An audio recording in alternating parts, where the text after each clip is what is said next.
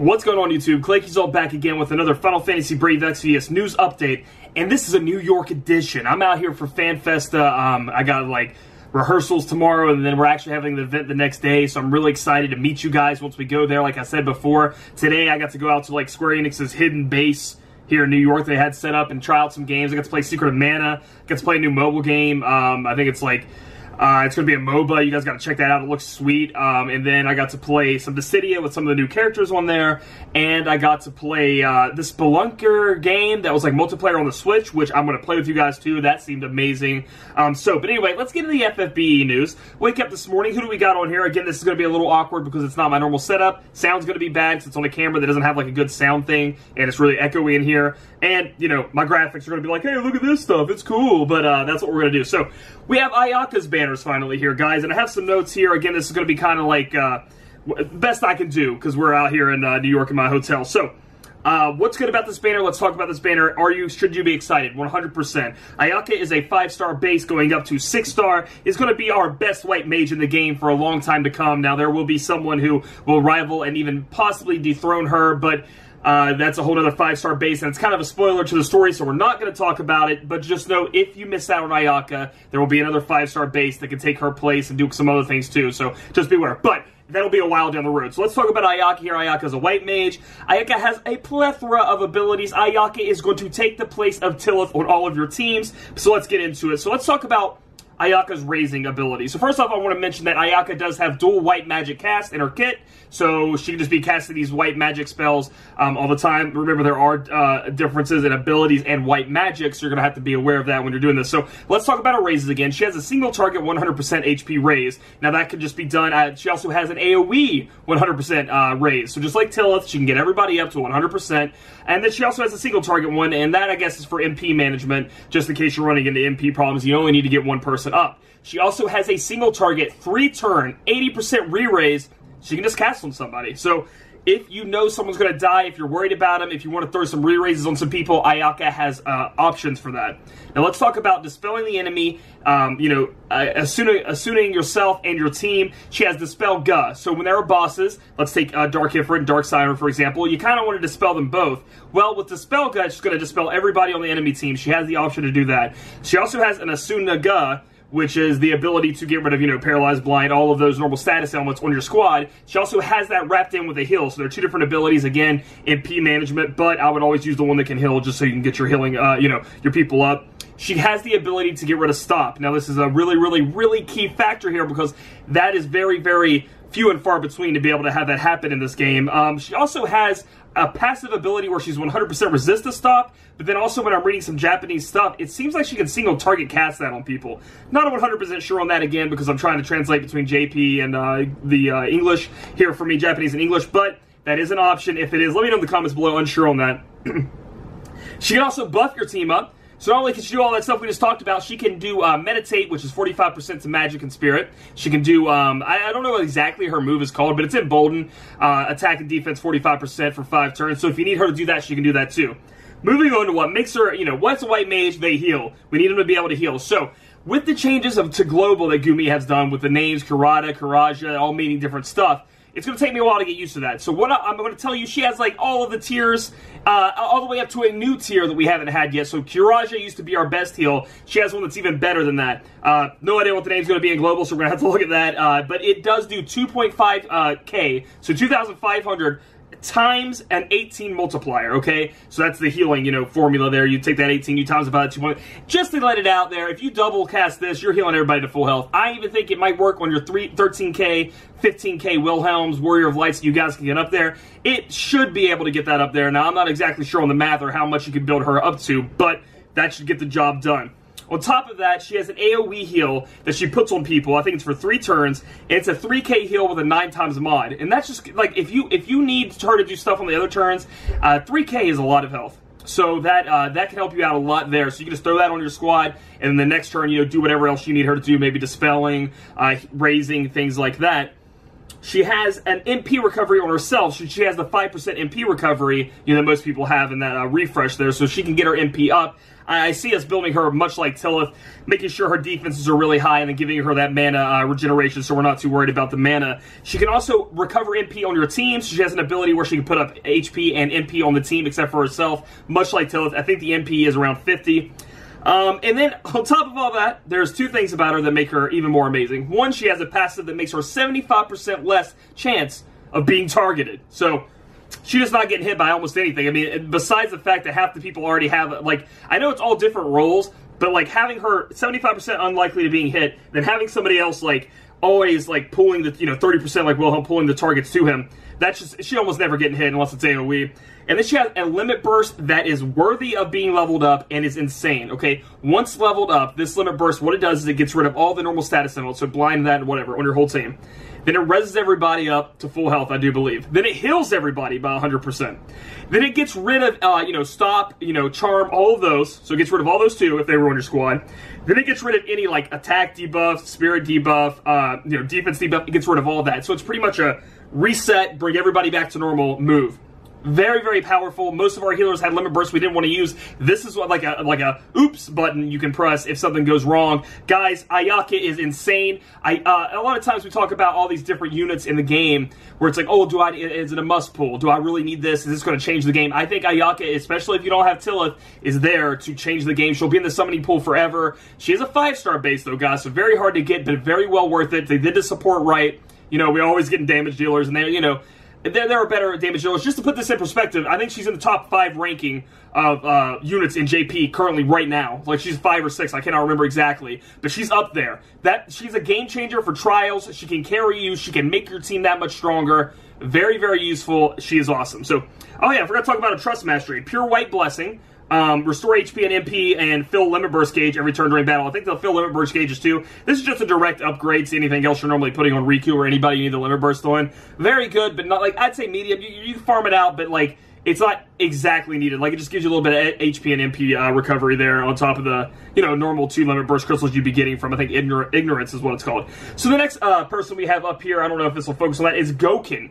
Now, Goken is a melee fighter, Trust Master, 4-star going up to 6-star. There are 2 4-stars and 2 3-stars on this banner, but thankfully only 1 5-star. Training Cloths, MP plus 20%, attack 20, defense 32, male only. So you have to have a donger to wear Goken's clothes here. This is okay. It's restrictive with the male only, so that makes me kind of just overlook it. I mean, it's definitely got some perks there with the attack 20. Putting that on somebody who, you know, who needs to do double hand would be very good because it gets to double that attack. But other than that, it's kind of in the middle there, so we're going to look past that. The notes I've written down for Goken that I've learned is at first I wrote down lackluster. Looking at his Japanese rankings, he was very, very, very low down there. But then looking at his kit, I could see somebody who doesn't have, you know, the most amazing team getting some use out of him. He's a combo-oriented unit. He has the whole passive where if you don't have any weapons equipped, he gets 200% to his attack. Now, however, that's a huge downside, right? Because you can't dual wield, so you can't be proccing his abilities twice. Another downside of that is you can't really throw elements on your hits. So you're not really elemental chaining or taking a part in the imperil hits. So that's what his negatives are. But he does have some positives. He hits decently hard. He has a 6-time single target 10-hit move, and then you know, you have to combo up into that. But then, you know, 6 times multiplier 10 hit. Sounds good to me. And then he has the same thing in his Limit Burst, is 6 times 10 hit. But then if you level that Limit Burst all the way up, he does a negative 54% break on the opponent for attack, magic, defense, and spirit. So it's like a full break at 54%. So he does have his uses. He just has a lot of downsides too. So you're going to have to work in there and see how you want to do it. I don't think he has any weapon masteries. He has like weird like cloth mastery. Like if you wear a hat and a cloth or some robe or something, it gives him some stats. But you know, he doesn't have fist mastery, which I feel like he should have.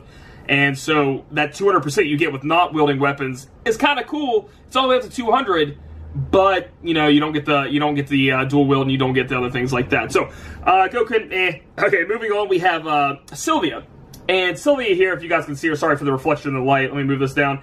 Sylvia, in my opinion, is a weaker Fravia. Kind of works the same hybrid damage with some element attached to it. If you look, she has these, glowing balls floating around her. That's for the light, fire, wind, and ice elements. Let's look at the Trust Mastery first, though. Okay, we have Sorcery, Attack 100, Magic 84, Sword. Now, this is going to help you guys out there if you want to use Letters and Arms, because it does stack in Global. You can stack that bad boy up, get a lot of magic on there. Building it for her or Fravia. Going to be awesome. Fravia's Needle obviously better, but we have this here now. Moving on, her abilities are light. Light. She has a light ability. She has a fire ability, a wind ability, and an ice ability. These abilities hit for 4 times hybrid damage. They chain for 4 hits, so she can't elemental chain into some imperils, do a lot of damage there, or just proc some. If you're against like Gilgamesh, you need to proc these. That'll be good. And it also gives AOE to your team 70% of that element. So that's going to be really good for you guys out there who is trying to do, like, let's say the tree. You guys are fighting the tree right now, Sheraton. And she does do wind damage, where you can bring her in, do a little bit of damage yourself, and buff up your team by 70%. If you don't have anybody else who can do it that high, and that's going to be very important for surviving and maybe beating that trial. So she does have uses in that way.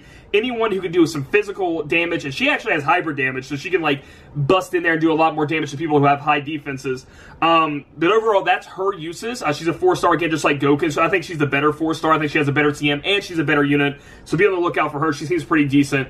And then we have Kamui, I think is how you pronounce it, the samurai right here. Oh, come on. I don't even know if that's, I'm sorry if that didn't focus, I don't know what I'm doing. But Kamui, Samurai, Trust Master, this is all you need to know about him. His other moves, him as a unit is kind of bad, 3-star base going to 5-star.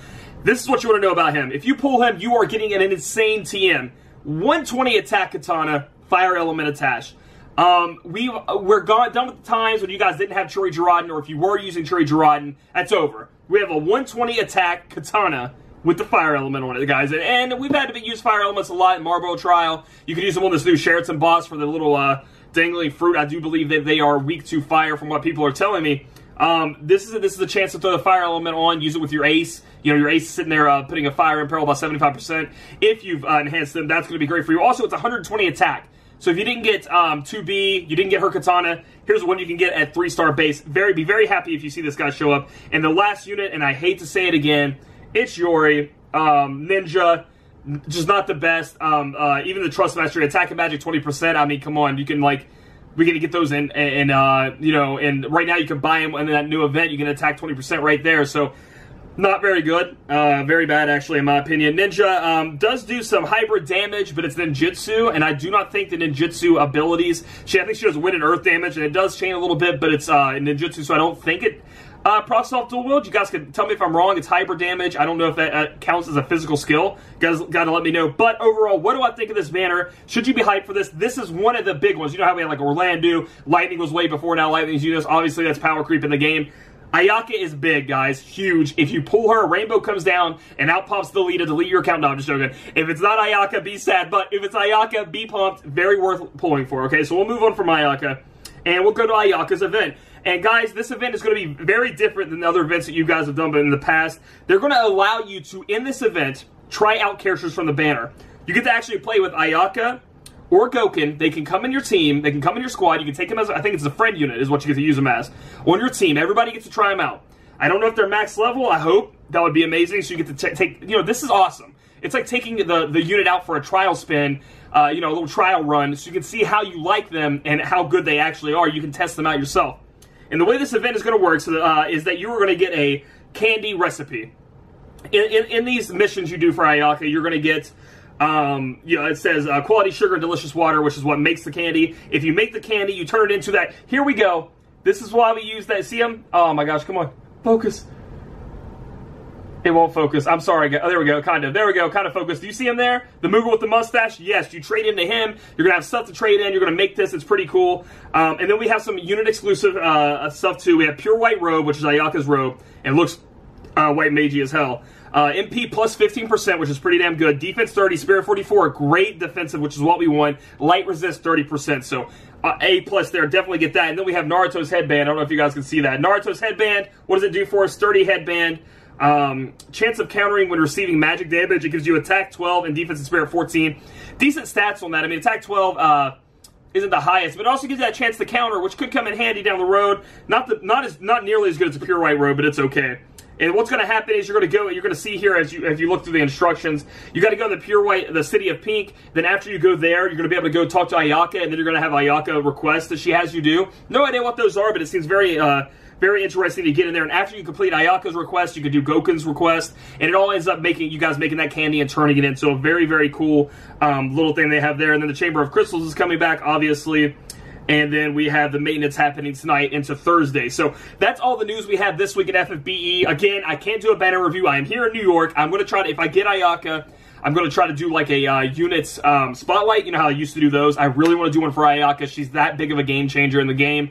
And if you guys are going to be at Fan Festa, we're going to have a lot of activities, a lot of fun stuff. I'm going to try to make sure that people in the crowd and myself win you guys, because everything we do there are global gets. Right, that's how they work. Like if we answer the questions right, I'm not gonna be able to answer because I'm on stage, but I hope you guys answer and get them right, so we can get a lot of stuff out there. I'm relying on you guys to make sure the community gets some cool stuff. And then afterwards, you know, if you guys want to hang out, we can do a summoning session. We can all sit around and try to summon and have a good time. To use our tickets, pray to Gumi. Maybe I can get Mike on the phone, see if he wants to help us out. But I hope you guys have an awesome rest of your week. I'll try to report in with new videos and things like that too. So if you guys like this video, give it a thumbs up. Comment down below how sad you are that my indie music isn't playing right now because I don't have it. And subscribe for future content. We'll catch you guys in the next video.